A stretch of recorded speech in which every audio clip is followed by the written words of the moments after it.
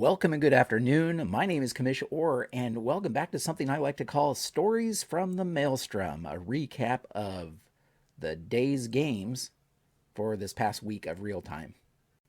It was a very interesting week.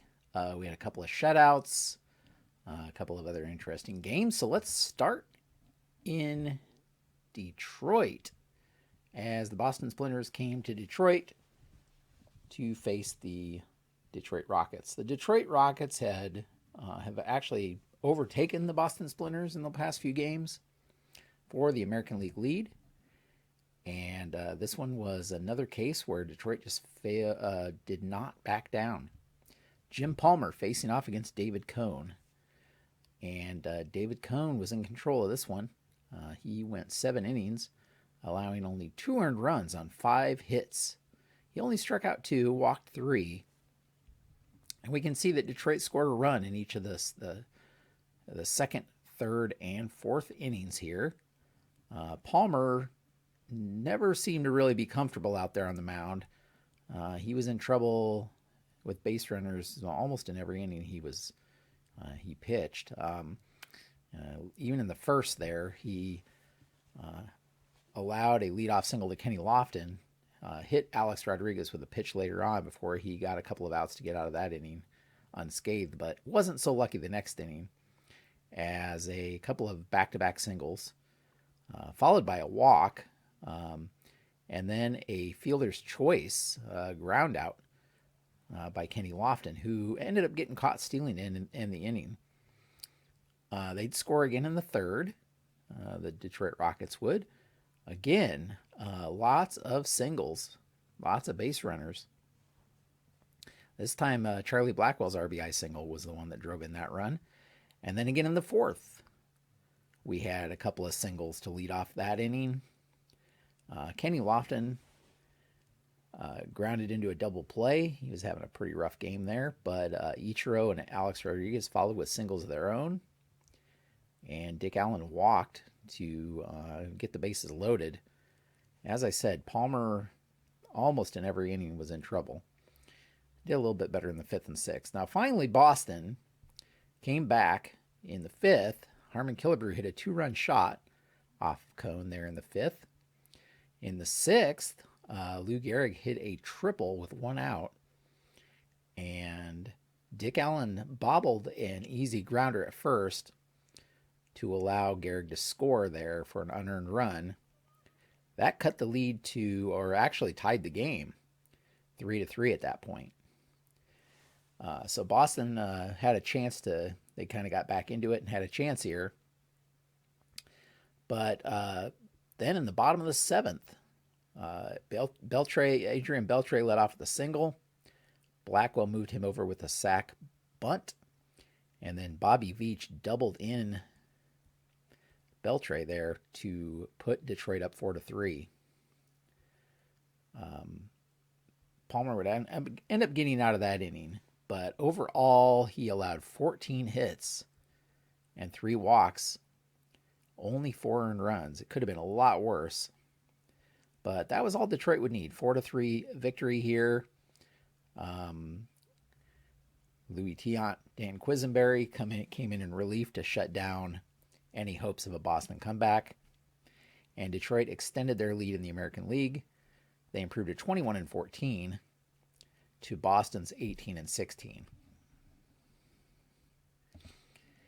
Now we head to Chicago as the Los Angeles Dynamos were facing off against the Chicago Docs. LA came into this one with a 5-game winning streak. And Chicago has the worst record in the entire league. And Koufax was just unhittable in this one, or nearly so at least. Jerry Koosman actually didn't do too bad either. He did allow a couple of runs early on. He allowed a run in the first and Johnny Bench homered in the second to put LA up 2-0. But other than another run that would score in the seventh, after Johnny Mize let off that inning with a triple, those are the only 3 runs that Koosman would allow, and he only allowed 4 hits and a walk. it was just Koufax was just better. Um, Koufax gets the complete game two-hitter. He struck out 9 in this one, only walked 3. And as I said, there was really, the third inning, there was a chance for Chicago to score a run. But they left runners on second and third when Keith Hernandez struck out. That was really the only inning that there was a threat. They did have Ken Boyer in scoring position in the 6th, but that was all they could really get together. Koufax improved to 7-3 in this one. He now leads the entire league in wins with 7 wins, and I believe ERA. His ERA is 194. Interestingly enough, Koufax, this was his 3rd shutout of the season. He has had 2 other shutouts. The last two-hitter that he threw for one of his other shutouts was also against Chicago. So Chicago has just had a rough time against Koufax. But as I said, Koosman didn't do too poorly himself. Willie Mays had a 2-run homer off of Roy Oswalt in the 8th to add to their lead, but they'd only get 5 hits themselves. But it was good enough for them to win their 6th game in a row. They are now 21-14 and closing fast on the St. Louis Wizards, who we will catch up with here in just a moment. Heading now to New York as the Oakland Jacks faced off against the New York Swats.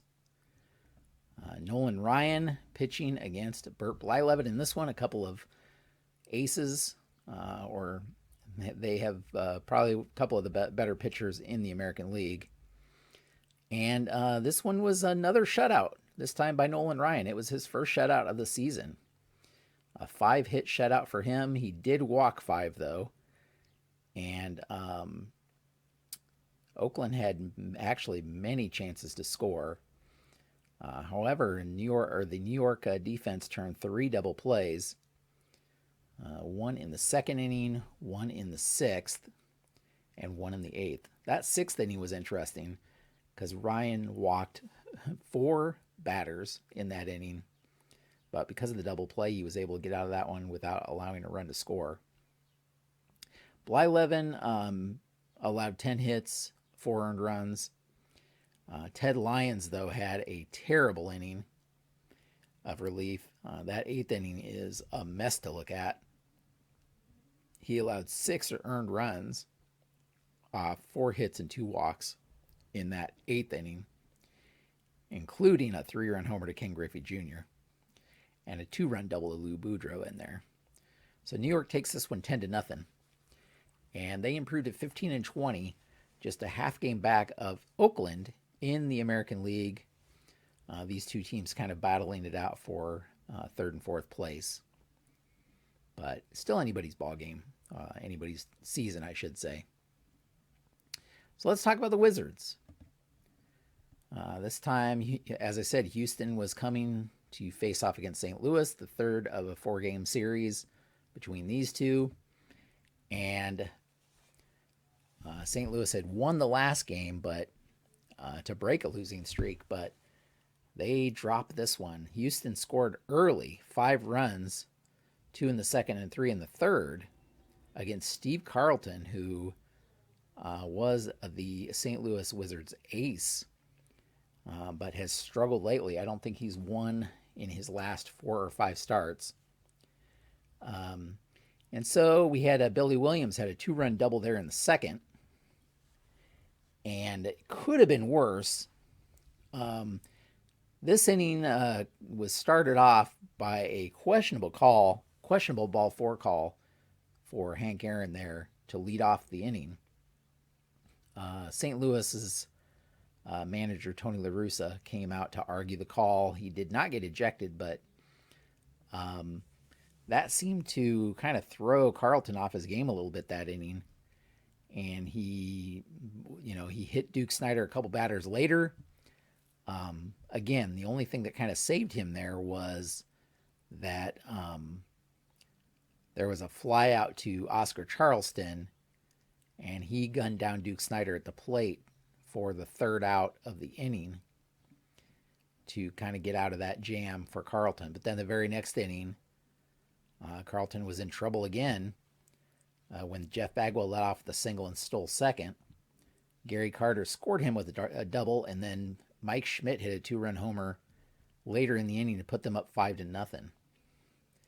They scored another in the sixth, another inning in which more damage could have been done, but this time it was Larry Walker throwing out Billy Williams at the plate for the third out in the sixth inning. Hank Aaron Wood hit a solo shot in the seventh. Now, Randy Johnson was kind of sailing a little bit here, but then in the sixth, Chipper Jones hit a two-run homer, which at the time cut the lead to 6-2. Again, they'd score. Hank Aaron's home run would make it 7-2, but St. Louis would get 3 more runs in the bottom of the seventh. Pee Wee Reese hit a solo shot, and Stan Musial hit a two-run homer. That's Stan's 11th homer of the season, so he leads the National League in homers. So that cut the lead to 7-5, made things a little bit interesting there. But Hoyt Wilhelm pitched a solid. He came in right after that Stan Musial home run, struck out Larry Walker, and then pitched a solid eighth inning to turn things over to Lee Smith to close out this game. And Lee Smith picks up his 9th save, pitching a scoreless 9th inning here. So St. Louis falls to 23-12. Houston just 15-20. But they've, with this win, they've taken 2 out of 3 in this series against the Wizards. And LA is coming up fast on the Wizards here. Wizards have just not been good lately after such a strong start to the season. So if we head over to, let's just take a look here. Oscar Charleston for the Wizards is 3 for 4 that game, proving his average of 340, but that's just not enough to win this one for him. If we take a look at the standings, we can see in the American League that Detroit has opened up a 2.5 game lead on Boston in the American League, as they've won 6 straight. Boston's lost 3 straight. Those 3 against Detroit. They'll have 1 more game of that series. St. Louis only has a 2-game lead now on LA in the National League. They've only won 4 of their last 10, whereas LA's won 8 of their last 10 and 6 straight. So there's 1 more game here in these series. So LA has another game against Chicago. St. Louis will face off against Houston again. Oakland will face off against New York, and Boston at Detroit. So very interesting. Things are definitely, it's anybody's, as I said, anybody's season here. Only 6 games separates first and last place in the American League. A little bit more distance there in the National League, but the LA-St. Louis rivalry here is really strong, and it'll be interesting to see what happens coming down the stretch to see if LA can catch them or if St. Louis can stop this free fall that they're in right now. With all that said, I think that's where we'll leave things for now. Thanks so much for stopping by and watching, and until next time, have a great evening.